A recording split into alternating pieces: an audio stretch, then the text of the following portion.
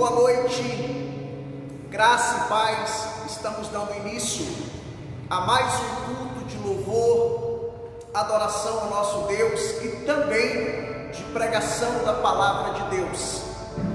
Convido você a orar comigo nesse instante.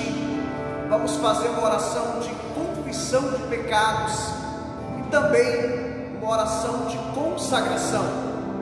Se você puder, incline a sua cabeça, feche seus olhos e eleve os seus pensamentos a Deus. Vamos orar, vamos conversar com Deus. Senhor nosso Deus e nosso Pai Celestial, em nome do Senhor Jesus, nós pedimos perdão por todos os nossos pecados, pecados de pensamentos, palavras, pecados de obras.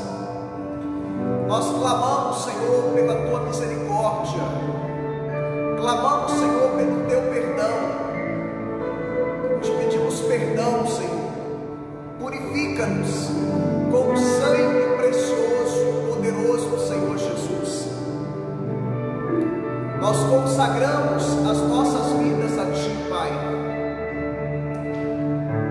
Receba nesta noite, Pai, o nosso culto, o nosso louvor, a nossa adoração.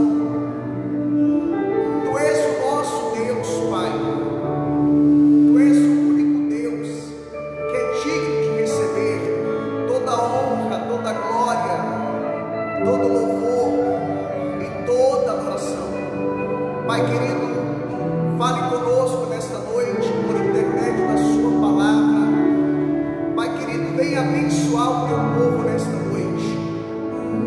Levanta os caídos, dê ânimo aos desanimados, motiva os desmotivados, cura os doentes, liberta os cativos e abençoa o Teu povo, Pai. É o que nós te pedimos e oramos com ações de graças em nome de Jesus. E todo o povo de Deus diga amém. A partir de agora, comece a compartilhar esta live. Compartilhe aí nos seus grupos de WhatsApp.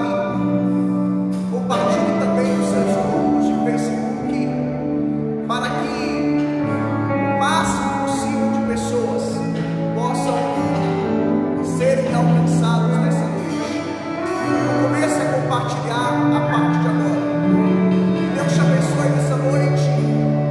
A minha oração, o meu desejo é que o Senhor Deus receba o seu culto, o nosso culto nesta noite, e que o Senhor Deus fale conosco nesta noite, por intermédio da Sua palavra, e que o Senhor Deus venha nos abençoar nesta noite, em nome de Jesus. Ministério de louvor com a palavra. Glória a Deus. Saudamos a cada um, cada irmão, com a paz do Senhor. Irmãos, esses dias que nós estamos vivendo, nós estamos sendo levados a dependermos única e exclusivamente do Senhor. Não que nós não dependíamos antes, mas são dias difíceis. E eu quero que você cante essa canção comigo, que você louve a Ele, mas crendo que além das ondas, que além dessa tempestade que você está vivendo, que nós estamos vivendo, além das circunstâncias que cada um de nós estamos sendo levados a viver, que você possa confiar, que você possa olhar além das ondas, que você possa enxergar que Jesus está vindo ao seu encontro, está vindo ao seu socorro. Então não olhe para a tempestade, não olhe para essas ondas querendo te afogar, olhe além disso, porque a nossa esperança, ela vem do Senhor Jesus, e Ele tem vindo ao nosso encontro. Aleluia.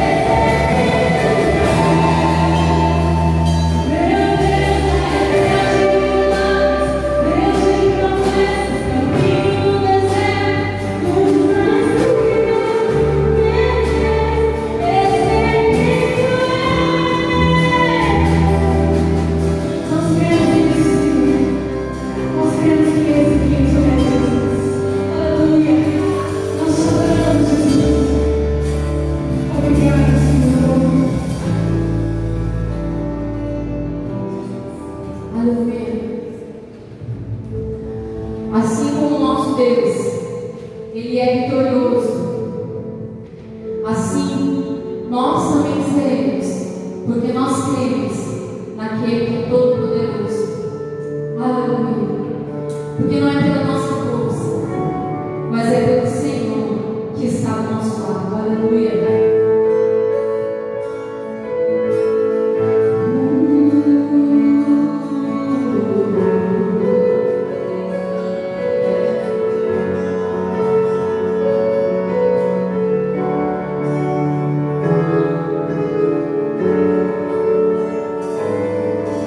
Lutamos com armas de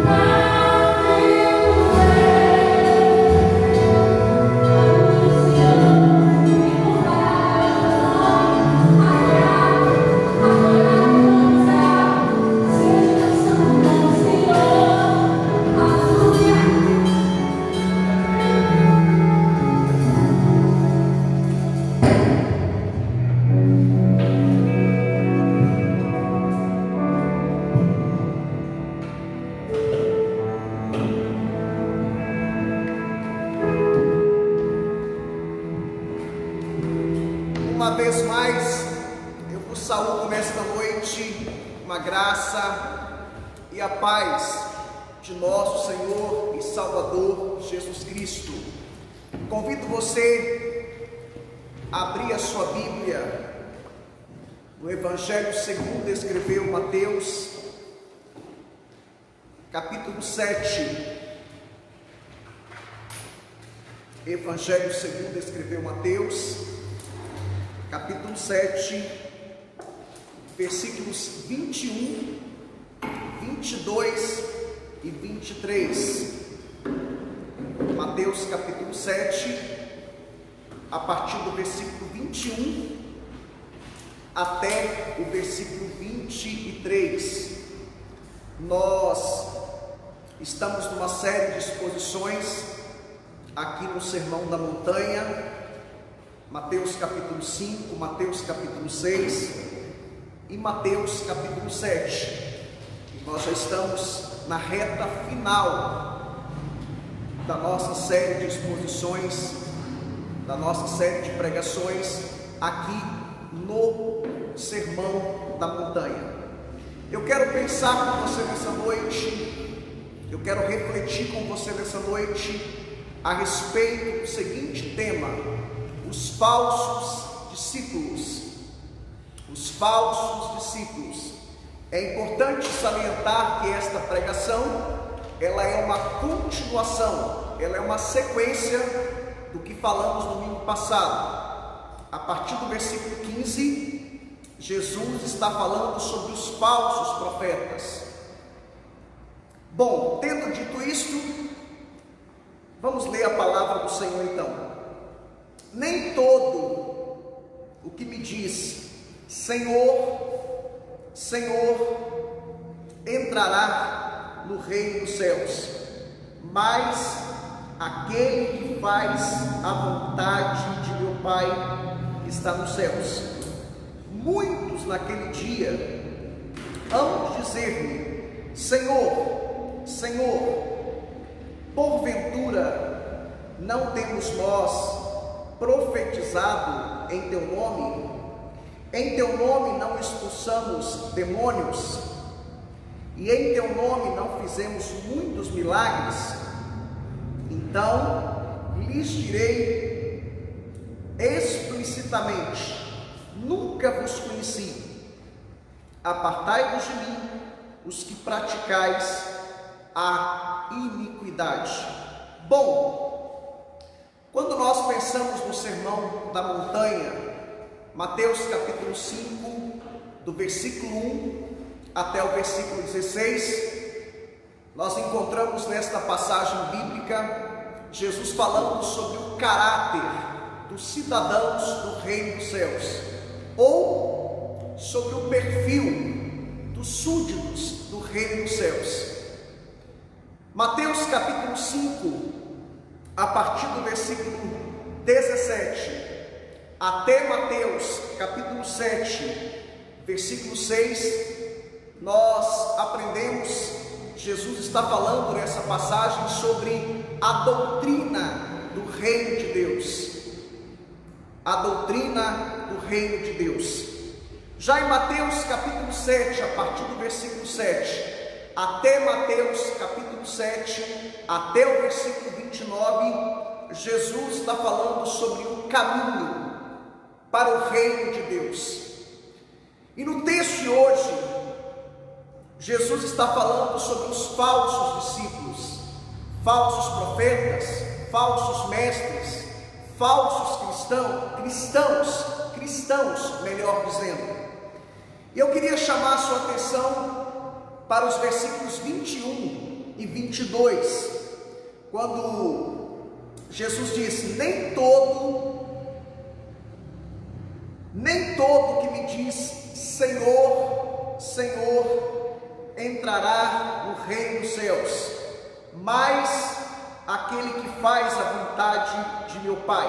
Vou pedir o pessoal para ficar aqui de frente para mim, porque dá a sensação que eu estou pregando para a igreja. O pessoal ficou de lado hoje, alguns ficaram na minha frente e alguns à minha esquerda. Aí dá a sensação que eu estou pregando para para a igreja, só para, no bom sentido, enganar o meu subconsciente, tá ok? Nem todo que me diz Senhor, Senhor, entrará no reino dos céus, mas aquele que faz a vontade de meu Pai que está nos céus. Muitos naquele dia hão dizer: Senhor, Senhor, porventura não temos nós profetizado em teu nome? Porventura não temos nós expulsado demônios em teu nome? E em teu nome não fizemos milagres? Note você que os que assim falam são cristãos. Você pode observar isso no texto. Eles chamam a Cristo de Senhor. Isso está bem claro, isso está evidente no texto. São pessoas que falam como cristãos, são pessoas que até reconhecem que Cristo é o Senhor, mas na realidade Cristo não é o Senhor deles. Cristo não é o Senhor deles. Sabe o que eu aprendo aqui? Não basta você falar que é cristão, não basta você reconhecer que Cristo é o Senhor, não basta você ser simplesmente um cristão nominal. Muitas pessoas falam como cristãos, muitas pessoas até reconhecem que Jesus é o Senhor, muitas pessoas participam dos cultos, muitas pessoas até têm os seus nomes escritos no hall de membros da igreja, mas o ponto X da questão aqui, o ponto central aqui, é que estas pessoas não reconhecem que Jesus é o Senhor da vida delas. A pergunta que eu vos faço nessa noite: Cristo é o Senhor da sua vida? A ideia de Senhor, dentro do contexto do Novo Testamento, dentro do contexto bíblico, é a ideia de dono, é a ideia de alguém que tem o controle, é a ideia de alguém que tem o domínio, é a ideia de alguém que governa todas as áreas da minha vida. Cristo é o Senhor da sua vida? Cristo governa todas as áreas da sua vida? Cristo tem livre acesso a todas as áreas da sua vida? Ele é o Senhor, Ele tem o controle, Ele tem o domínio, Ele é o comandante da sua vida. Não adianta simplesmente falarmos como cristãos, não adianta reconhecermos que Cristo é o Senhor. Precisamos deixar que Cristo reine nas nossas vidas. Ele é o Senhor, Ele está no controle, Ele tem o domínio. Cristo deseja reinar em todas as áreas da sua vida. O texto está falando de cristãos, o texto está falando de pessoas que reconhecem que Jesus é Senhor. O texto está falando de pessoas que até falam como cristãos, que frequentam cultos, que têm os seus nomes escritos no hall de membros, mas são pessoas que não reconhecem o senhorio de Jesus. Jesus é Senhor da sua vida em todas as áreas? Ou tem áreas da sua vida que Ele não é Senhor? Eu sempre digo que eu nasci para servir a Deus e para servir o meu próximo. Eu entendo o conceito de servo, ou seja, eu pertenço a alguém, eu estou debaixo da autoridade de alguém, eu estou debaixo do controle de alguém. Esse alguém é Deus, esse alguém é o Senhor Jesus. Jesus é o Senhor da sua vida? Sabe, irmãos, nem todo aquele que me diz, mas apenas aquele que faz.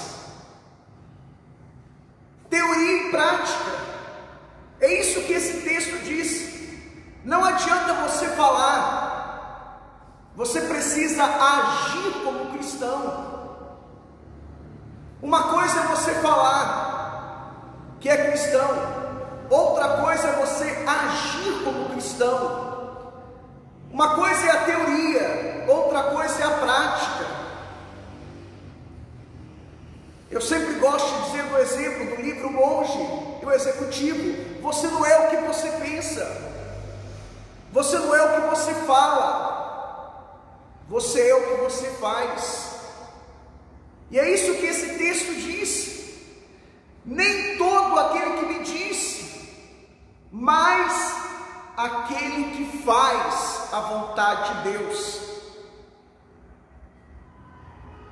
Uma coisa é você falar, outra coisa é você fazer. São coisas distintas, são coisas diferentes. E é isso que esse texto diz. Sabe, irmãos, aquele que faz a vontade do meu Pai, o texto diz, mas aquele que faz a vontade do meu Pai, melhor dizendo, essa pessoa de fato é um discípulo ou uma discípula de Cristo, comprometido ou comprometida.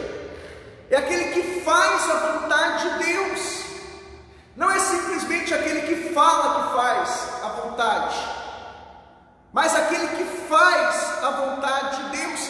Este sim, diz a narrativa bíblica, este entrará no reino dos céus. Que tipo de cristão é você? Você é um cristão nominal ou um cristão comprometido com a causa? Você é um cristão que só quer as mãos de Jesus, ou você é aquele cristão que quer a face de Jesus?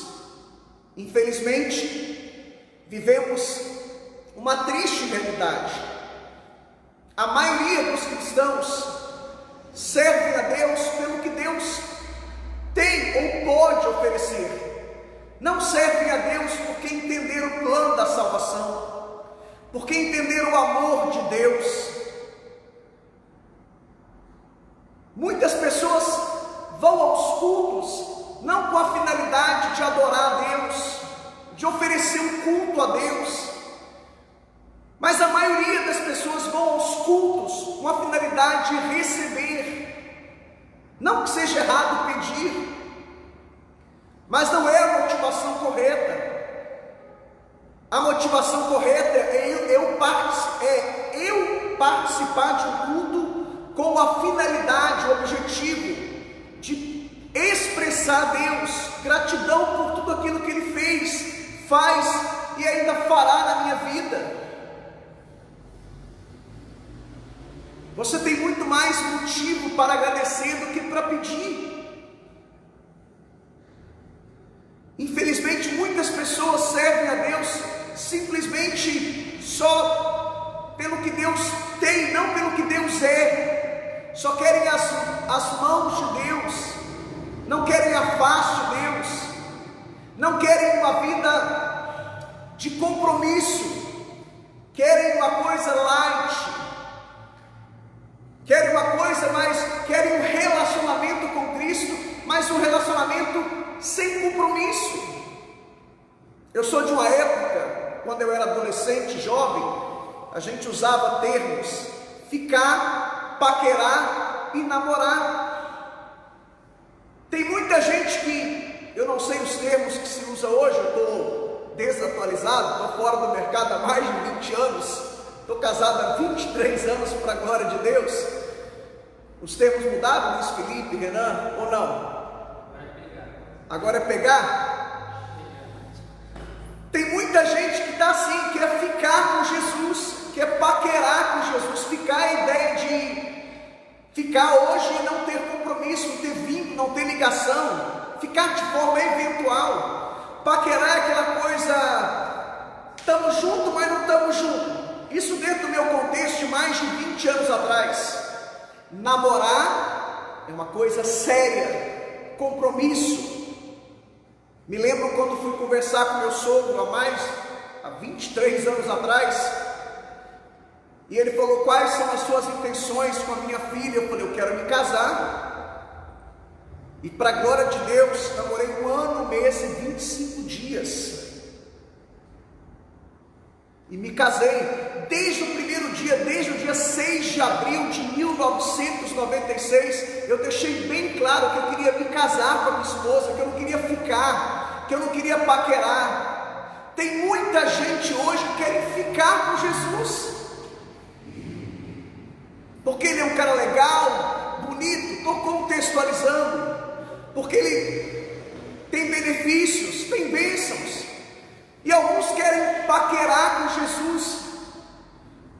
Poucos são os que querem comprometimento, relacionamento, uma ligação profunda, vínculo, aliança. Note você também que nesse texto é possível que alguém até realize milagres, é possível que alguém até realize curas, é possível que alguém até profetize, faça previsões, é possível que alguém até expulse demônios. No entanto, isso não significa que esta pessoa esteja fazendo a vontade de Deus.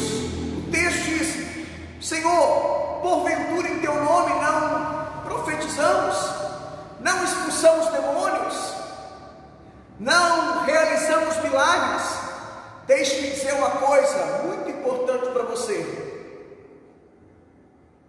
milagres não significa a aprovação de Deus. O verdadeiro teste para saber se alguém é de Deus ou não é a obediência à palavra de Deus. Eu vou repetir isso. Milagres não significa a aprovação de Deus. Pastor, mas está acontecendo milagres lá, fulano de tal está fazendo previsões, está profetizando isso, aquilo. Pastor, lá tem curas, eles estão expulsando demônios. Esse texto deixa bem claro, é evidente, milagres não aprovam, não significa que Deus esteja aprovando algo. Milagres não significa que Deus esteja aprovando. Tudo tem que passar pelo teste da palavra de Deus. Aquela máxima, que a gente ouve, por exemplo, ouço desde criança: nem tudo que reluz é ouro. Você precisa checar, conferir, para ver se tem base bíblica, para ver se tem fundamento bíblico, para ver se tem respaldo bíblico, para ver se tem suporte bíblico. Vivemos uma geração, e Deus tem nos levantado como uma voz profética para denunciar os falsos profetas. Deus tem nos levantado para combater os hereges e as heresias. Deus tem nos levantado para proclamar as verdades de Deus. Deus tem nos levantado para pregar o evangelho simples, puro e genuíno. O apóstolo Paulo diz em Gálatas capítulo 1, versículos 6 e 7: mesmo que desça um anjo do céu e pregue outro evangelho, que seja anátema, maldito, condenado, reprovado. Tem uma frase do reformador Lutero que eu gosto muito: mesmo que alguém diga ser homem de Deus, mesmo que esse alguém faça chover milagres, Se não tiver base nesta palavra, reprove, condene, rejeite. Palavras de Lutero. As pessoas não querem checar, não querem conferir.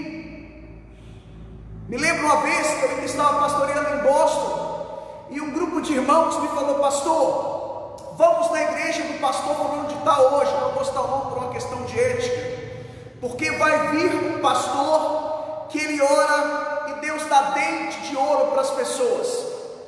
E eu falei: não vou, irmão, isso não tem base bíblica, isso não tem fundamento bíblico, isso não tem suporte bíblico.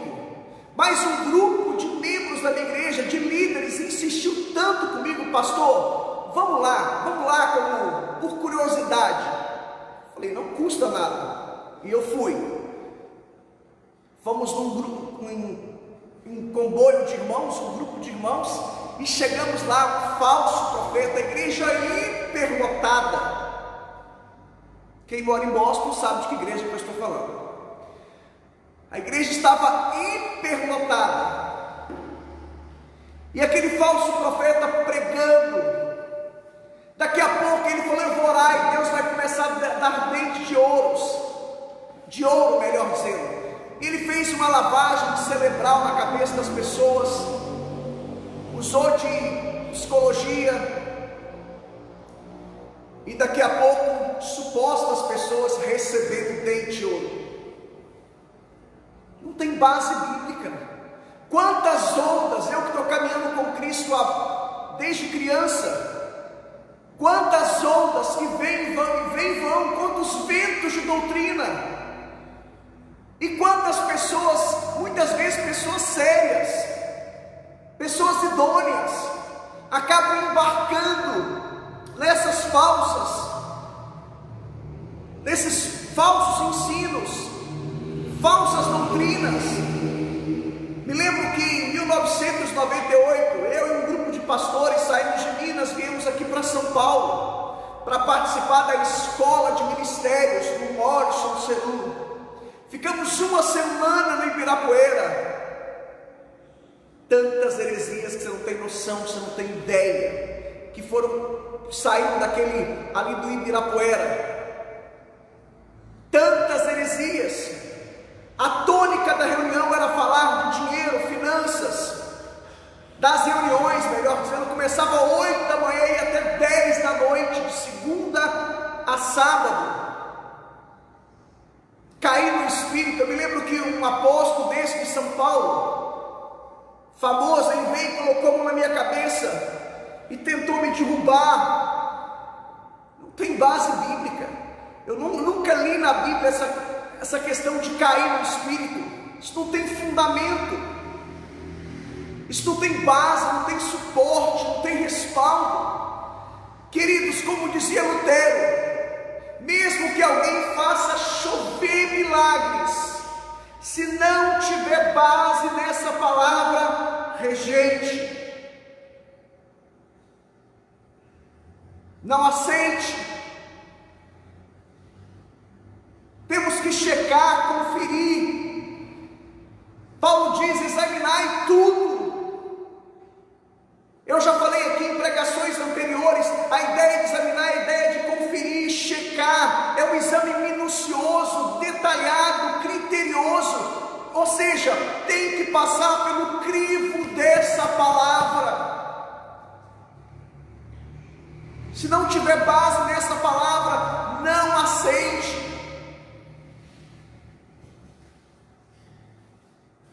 Sabe, irmãos, esse texto diz que as pessoas que fazem a vontade de Deus são apenas aqueles que obedecem a palavra de Deus. Quem é que faz a vontade de Deus? Quem obedece. A Bíblia, para nós cristãos, ela é a nossa única regra de fé e prática. Ela é a constituição da igreja. O que é uma constituição? Todo país, toda nação tem a sua Constituição. A Constituição fala de direitos e deveres, privilégios e responsabilidades. A Bíblia é a Constituição da igreja. ela fala dos nossos direitos, fala dos nossos deveres, fala dos nossos privilégios, mas fala também das nossas responsabilidades. A maioria dos cristãos só querem os privilégios, mas não querem responsabilidade. A maioria dos cristãos só querem os direitos, mas não querem os deveres. Vivemos um tempo em que as pessoas chegam para Deus como se Deus fosse seu empregado. Eu exijo, eu determino, eu decreto. Querido, Deus é Senhor, Ele é soberano. Cheguemos a Ele com ações de graça, diz a Bíblia. Cheguemos a Ele com humildade. Cheguemos a Ele como um morador de rua pede esmolas. Como que um morador de rua, é só uma analogia. Como que um morador de rua pede esmolas? Ei, eu exijo. Não, por favor. No Novo Testamento eu vejo isso no ministério de Jesus.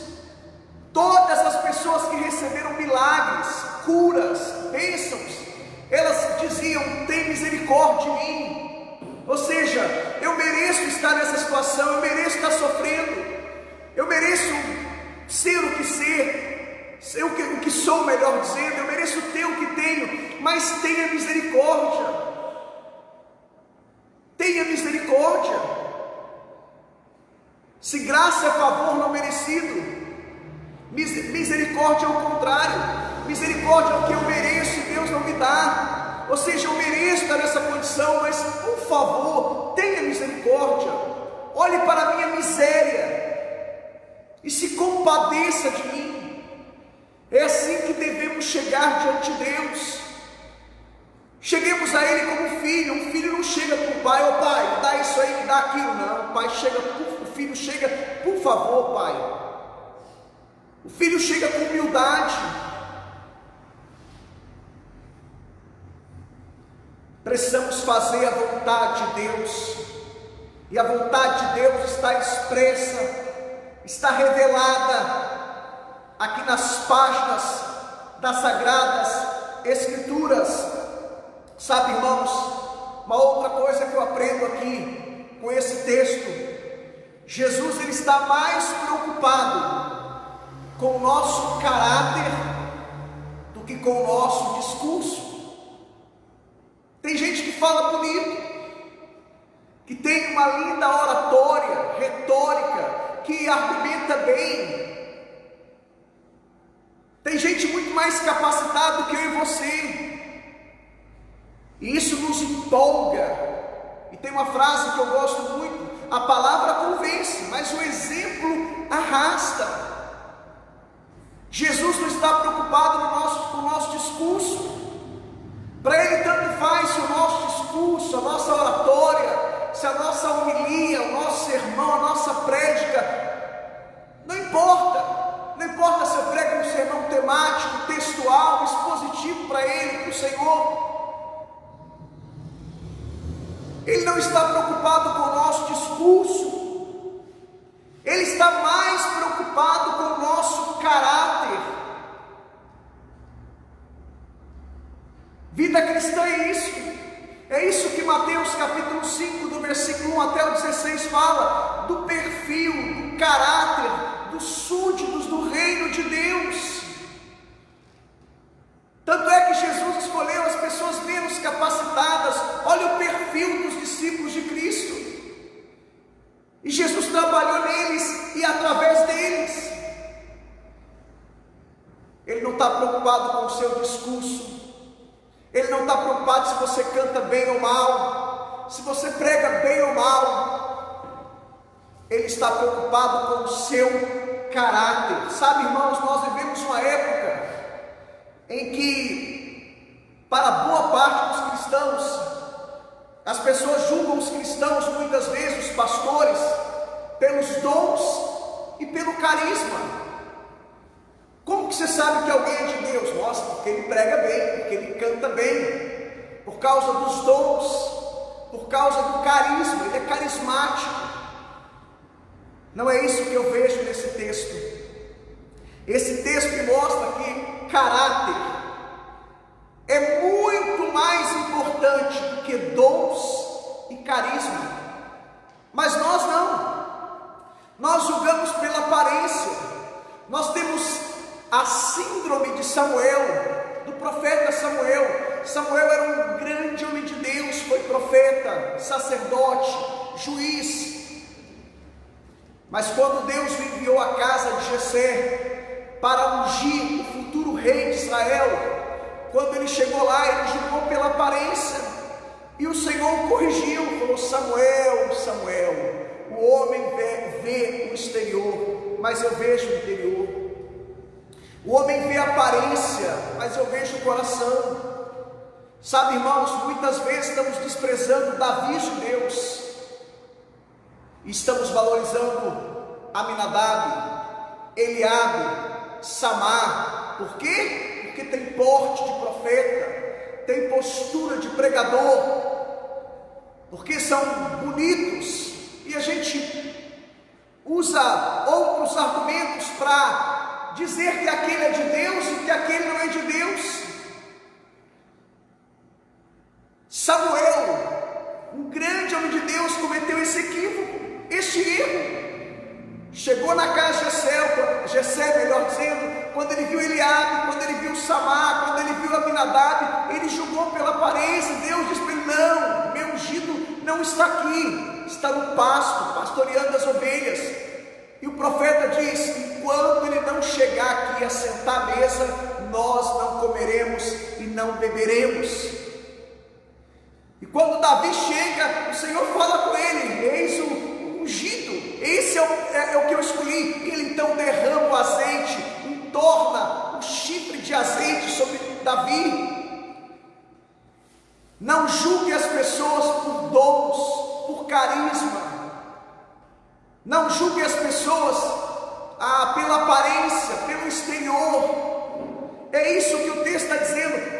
Fulano de tal é de Deus, Beltrano, Ciclano, Herculano, porque prega bem, porque canta bem. Você conhece a história dessa pessoa? Você sabe de onde ele veio? A origem, as raízes, o caráter? Não sabe nada. Quantas pessoas, quantos pastores que compram e não pagam? Quantos pastores estão com o nome sujo no SPC, Serasa? Quantos pastores, como a gente fala em Minas Gerais, o seu nome está mais sujo do que puleiro de pato? Já estão no segundo, terceiro, quarto casamento. Quantos pastores orgulhosos, arrogantes, soberbos, que só sabem ostentar, pregam uma coisa e vivem outra coisa? Quantos pastores ignorantes, agressivos? Você não deve julgar uma pessoa pelos dons e pelo carisma, mas o critério bíblico, o que Jesus nos ensinou, eu devo reconhecer se a pessoa é de Deus ou não, pelo caráter, pela história. Uma vez um grande pregador foi nos visitar em nossa igreja em Boston, inclusive ele é até deputado federal hoje. Ele pregou no meu aniversário de 30 anos, e de repente terminou lá, teve comes e bebes, e alguém falou assim: pastor, o senhor está dando muito mais atenção para os irmãos simples do que para o pregador famoso. Eu falei: cara, eu não conheço esse cara, ele pregou aqui por indicação, não sei nada da vida dele, sei que ele é um grande pregador. Agora, esses irmãos aqui eu conheço, eu convivo com eles. Tem uma máxima que os pregadores antigos falavam, ou melhor, os pastores antigos: quer conhecer uma pessoa, coma 1 quilo de sal com essa pessoa, ande 1 milha com essa pessoa. Dias depois, esse pastor aprontou lá em Boston. Quem é de Boston sabe quem é esse pastor. Pegaram ele em balada, bebendo, aprontando. Não conheço. Você conhece a pessoa pelo caráter, pela história. Sabe, irmãos, o que esse texto também sugere? O que esse texto quer dizer? É preciso não somente ouvir a palavra, mas também praticar a palavra de Deus. Tem muita gente que ouve, tem muita gente que, não, eu ouço a palavra, mas não pratica. Uma coisa é você ouvir um sermão, uma homilia, uma prédica. Outra coisa é você praticar. Somos discípulos de Cristo. O que é ser um discípulo? É alguém que imita outrem. Imita palavras, gestos, atos. Quando Paulo diz, sede meus imitadores, a palavra imitar no grego é a palavra mímica. O que é uma mímica? É você imitar, literalmente. Paulo diz, sede meus imitadores, e depois Paulo escrevendo para os filipenses, Paulo diz, sede meus imitadores, sejam imitadores de Timóteo, de Epafrodito.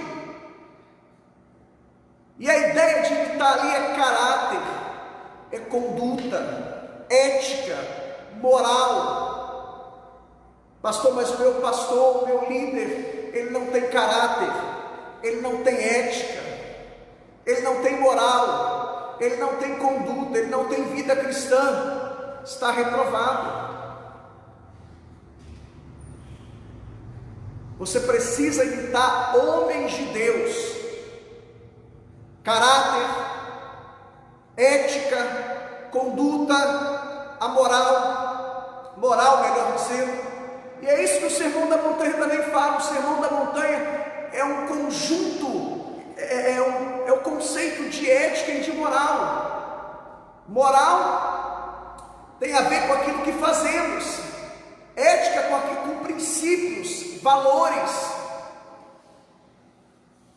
Sabe, irmãos, chama a sua atenção agora para o versículo 23. E aqui eu creio que está o ponto chave dessa passagem bíblica. Olha o que Jesus diz: então lhes direi explicitamente, ou seja, publicamente, abertamente, isso é, no juízo final. No momento que nós vivemos hoje, grande tribulação, nós vemos, ou melhor, o princípio das dores, Mateus capítulo 24. Depois a igreja vai ser arrebatada. Depois começa o período da grande tribulação. Depois Jesus desce, milênio. Depois do milênio vem o julgamento final, o julgamento do grande trono branco. E aqui esses falsos cristãos, falsos discípulos, falsos profetas. Pastor, eu não sou um falso profeta, mas se você segue um falso profeta, você é cúmplice, você é conivente. A Bíblia diz que um cego não pode guiar outro cego. Recentemente um amigo veio aqui me visitar e falou: pastor, eu estou congregando na igreja fulano de tal, aqui em Taubaté. Eu falei: mas você sabe que o líder dessa igreja, que essa igreja é uma seita? Ele falou: não, pastor, lá de São Paulo mas de Taubaté não. Eu falei: querido, o seu pastor está debaixo da autoridade de um falso profeta. E o seu pastor é conivente, é cúmplice. É uma igreja que só ensina heresias. É uma igreja que falsificou o evangelho. Eu falei: então eu preciso repensar então. Um dia eu encontrei com uma pessoa aqui no centro de Taubaté. E essa pessoa me disse: pastor, saí da igreja fulano de tal, saí da igreja Assembleia de Deus e fui para a igreja, essa igreja neopentecostais. Eu falei: querido, você saiu de uma igreja bíblica, uma igreja que tem história, para ir para uma igreja onde o evangelho é falsificado, aonde ensinam só heresias. Eu falei: isso é retrocesso. E eu peguei o livro, a carta de Paulo aos Gálatas, falei: olha, o que você fez foi a mesma coisa que as pessoas, os irmãos da Galácia fizeram, isso é, aquelas pessoas da igreja de Antioquia da Psídia, Icônio, Listra e Derbe, e Paulo os corrige. No capítulo 3, Paulo diz: ó insensatos Gálatas, ou seja, vocês são loucos, vocês retrocederam. Quantas pessoas estão deixando igrejas sérias, igrejas bíblicas, porque a igreja séria ensina o evangelho verdadeiro, ensina renúncia, ensina sobre santidade, sobre abandonar o pecado, sobre viver uma vida condizente. E isso muitas vezes não dá ibope, não dá audiência, mas chama a sua atenção para o versículo 23. Então lhes direi publicamente: nunca vos conheci, apartai-vos de mim, os que praticais a iniquidade. Chama a sua atenção para a palavra que Jesus disse: nunca vos conheci. Eram cristãos, falavam como cristãos, reconheciam Cristo como Senhor, porém o Senhor disse: eu nunca vos conheci. Esses falsos discípulos nunca tiveram um contato com Cristo, nunca. Jesus diz: eu nunca vos conheci. São pessoas que nunca tiveram um relacionamento profundo com Cristo, intimidade, comunhão. Cristo nunca os conheceu como amigos, como discípulos verdadeiros. Na igreja de Cristo, irmãos, tem os falsos e os verdadeiros, os bodes e ovelhas, o joio e o trigo. Essas pessoas são joio, parecem que são cristãos, mas não são. São bodes e não ovelhas, são falsos e não verdadeiros. E quando a gente estuda a parábola do joio, a gente vê isso. São parecidos, crescem juntos. Mas aqui esse texto nos ensina: você nunca vê mudança de vida na vida dessas pessoas. Ficam na igreja 5, 10, 15, 20 anos, são problemáticas, complicadas, são rebeldes, insubmissas. Você nunca vê uma mudança, só falam, é só blá blá blá. Só falam, mas não agem como cristãos. Você não vê mudança, não vê transformação, continuam com os mesmos hábitos antigos. Sabe, irmãos, quando Jesus enviou os 70, lá em Lucas capítulo 10, a partir do versículo 17 até o versículo 20, e Jesus os enviou de 2 em 2, e eles, em nome de Jesus, expulsaram demônios, curavam os enfermos, abençoavam as pessoas. E quando eles voltaram para reencontrar Jesus, a narrativa bíblica de Lucas capítulo 10, do versículo 17 até o versículo 20, diz que eles ficaram felizes, contentes, alegres, e eles disseram para Jesus: Senhor, os demônios nos submetem por causa do teu nome. Qual foi a resposta de Jesus para eles? Vocês não devem se alegrar por isso, porque os demônios nos submetem, mas vocês devem se alegrar porque o nome de vocês está escrito no livro da vida. Tem muita gente que cura, esse texto mostra isso, que realiza milagres em nome de Jesus, que profetiza em nome de Jesus, mas naquele dia o Senhor vai lhes dizer, no dia do juízo final, no julgamento do grande trono branco: eu nunca vos conheci, apartai-vos de mim.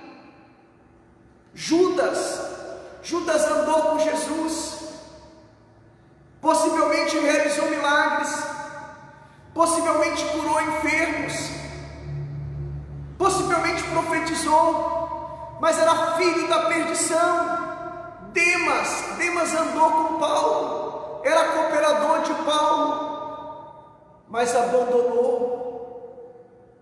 Os diáconos mesmo, aqueles diáconos, capítulo 6, Nicolau, que era um dos diáconos, virou um herege, um falso profeta. E lá em Apocalipse, os discípulos dele, Paulo fala: vejo que vocês estão combatendo os nicolaítas, virou uma seita. Quantas pessoas que você conhece que profetizou, que expulsou o demônio, ou que frequentou uma igreja, mas são Demas, são Judas, você nunca viu conversão. Pastor, mas elas eram usadas por Deus? Sim, os dons de Deus são irrevogáveis. Jesus subiu ao alto, levou cativo o cativeiro e deu dons aos homens. E outras pessoas estão usando o nome de Jesus. O nome de Jesus tem poder para curar, para libertar, para realizar milagres. Mas como disse anteriormente, milagres não significa aprovação de Deus. A aprovação de Deus é somente se a pessoa está obedecendo a Deus e a sua palavra. Olha o que o texto diz: apartai-vos de mim, vós que praticais a iniquidade. Sabe, irmãos, essa palavra iniquidade é uma palavra muito forte na língua grega. É a palavra anomia. Se você quiser anotar, A-N-O-M-I-A. Eu vou falar o que essa palavra significa no grego e depois eu vou contextualizar essa palavra. Note você que esses falsos profetas realizavam milagres, esses falsos discípulos, falsos cristãos, expulsavam demônios, profetizavam. E o Senhor disse para eles: nunca vos conheci, ou seja, vocês nunca foram meus amigos, vocês nunca foram meus discípulos verdadeiros, estavam no meio dos meus, mas não eram meus, como diz a primeira carta de João, acho que capítulo 2, versículo 19, estavam no meio deles, mas não eram deles, eram joio, eram falsos, eram bodes, eram lobos vestidos de ovelha. Apartai-vos de mim, os que praticai a iniquidade. O que é anomia no grego? O que é iniquidade? É a condição daquele que não cumpre a palavra de Deus. É um transgressor da lei, ou seja, é um fora da lei. É um fora da lei. É uma pessoa que está sempre fazendo oposição, sempre tentando arrumar uma brecha, pegando versículos isolados, fazendo de experiências doutrina. Uma vez uma pessoa chegou para mim e falou: pastor, Deus falou assim, assim, assim, assim, assado. Eu falei: querido, só que nada disso que supostamente Deus diz para você tem base bíblica. Pastor, mas Deus falou comigo e Ele quis insistir, peitar. Eu falei: querido, a minha fé não está alicerçada, fundamentada em experiências do irmão A, B ou C. A minha fé está alicerçada, fundamentada no que diz as Sagradas Escrituras. Eu não sou dirigido e guiado pela profecia do irmão Joãozinho ou da irmã Marinha. Eu sou dirigido e guiado pela palavra de Deus.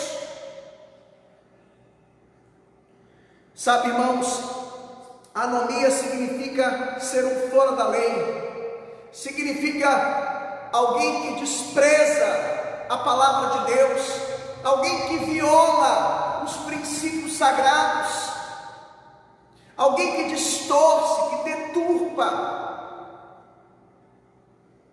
Anomia também significa falsificar o produto original, significa aprovar o que Deus reprova.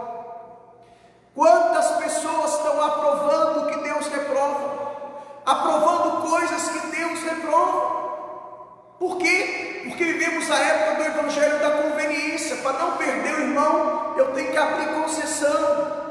Eu tenho que ser complacente.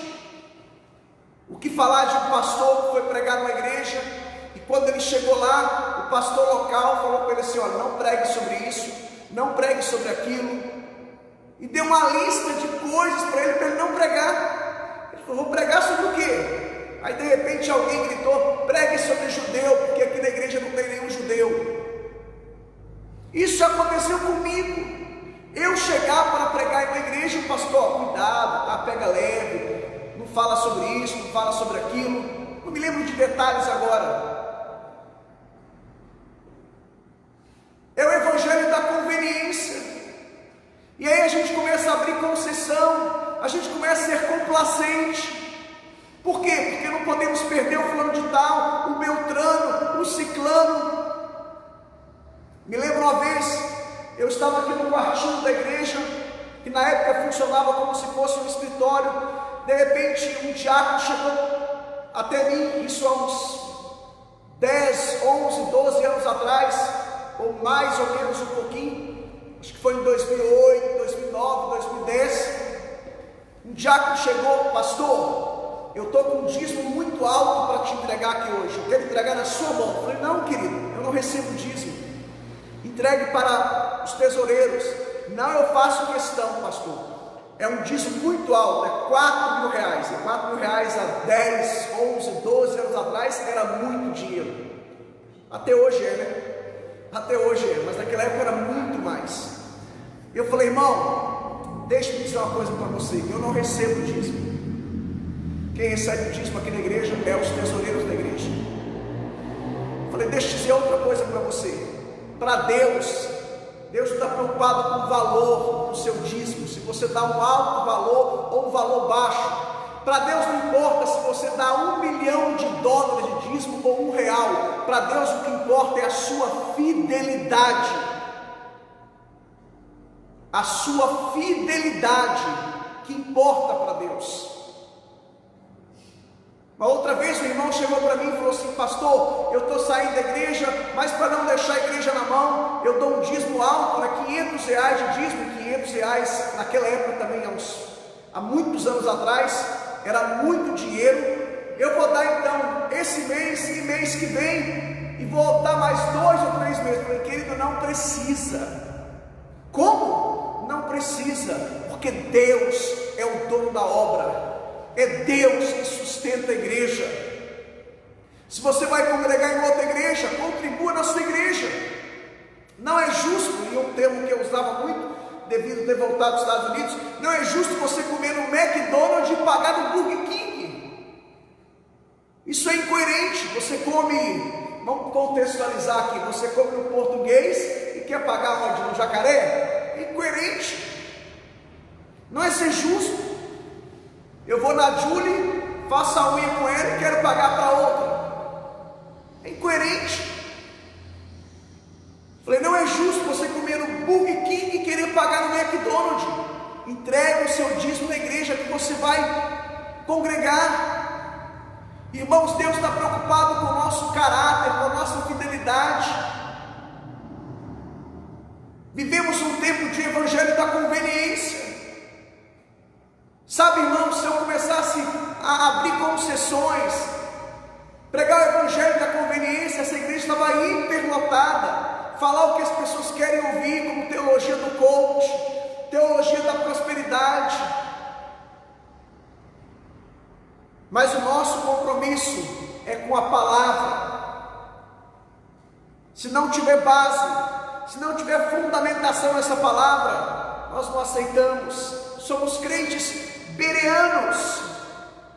Sabe, irmãos, iniquidade significa falsificar o produto original, significa aprovar o que Deus reprova e reprovar o que Deus aprova. É isso que é iniquidade, é aprovar o que Deus reprova. Tem muita gente aprovando coisas que Deus reprova, e também significa reprovar o que Deus aprova. Tem muita gente reprovando coisas que Deus aprova. A pessoa fala assim: não, mas é a nossa igreja, assim que nós entendemos, é a norma da nossa igreja, é a doutrina da nossa igreja, é a regra da nossa igreja, é o dogma. Querido, a Bíblia Sagrada tem que estar acima de tudo. Ela é a constituição do reino. Sola Escritura, só Bíblia, somente a Bíblia. Então que Deus nos ajude, que Deus nos abençoe, que possamos firmar as nossas estacas nessa palavra, que ela seja a nossa base, que ela seja o nosso fundamento, que ela seja o nosso alicerce. Não seja um falso cristão, não seja um falso discípulo, mas seja um cristão obediente, fiel, dedicado e aplicado à palavra de Deus. Que Deus possa nos abençoar e que Deus nos ajude a colocar em prática a sua palavra. Amém? Que o Senhor te abençoe.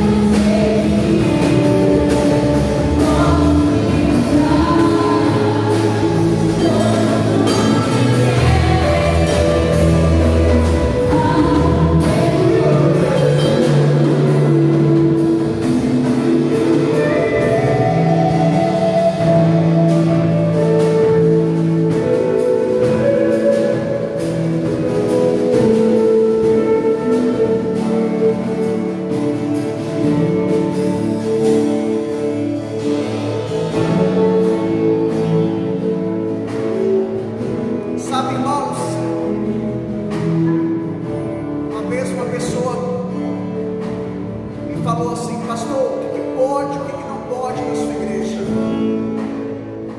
Eu falei: na minha igreja você pode tudo. Minha não, igreja de Deus.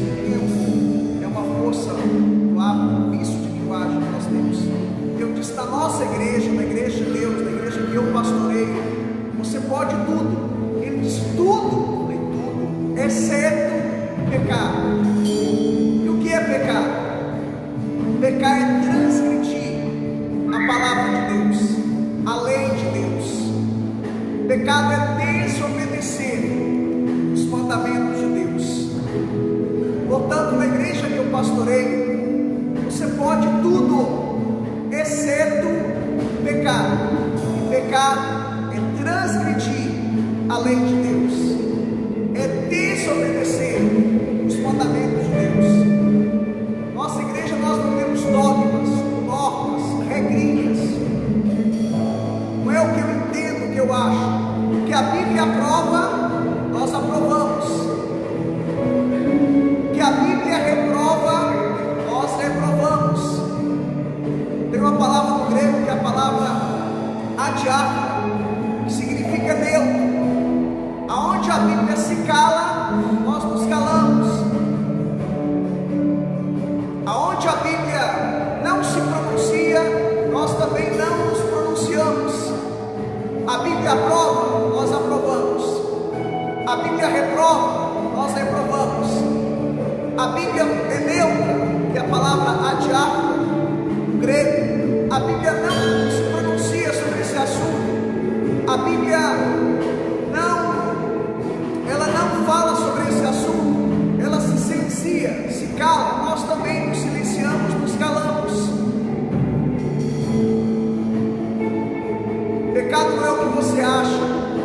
Pecado é o que a Bíblia diz que é pecado. Não é o que eu acho, o que eu penso, o que eu entendo. É claro, irmãos, sempre temos falado aqui na igreja. Uma coisa é um pecado eventual, outra coisa é um pecado crônico. Nós cristãos cometemos pecados, sim, mas pecados eventuais, não pecados crônicos. Por quê?